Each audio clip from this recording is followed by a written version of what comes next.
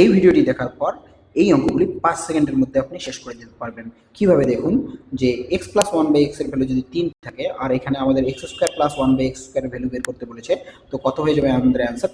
Simply 3 এর square করে দিন আর সেখান থেকে 2 বিয়োগ করে দিন, দ্যাট ইজ ইকুয়াল টু কত হয়ে গেল? 7। ওকে, তারপর এই যে ভ্যালুটা আছে, যে আমাদের কত বের করতে বলেছে, এক্স টু দি পাওয়ার 4। ওকে, তো আপনি কি করুন, এই স্কোয়ারের ভ্যালুকে কি করে দিন, 7-এর স্কোয়ার করে দিন, সেখান থেকে 2 বিয়োগ করে দিন।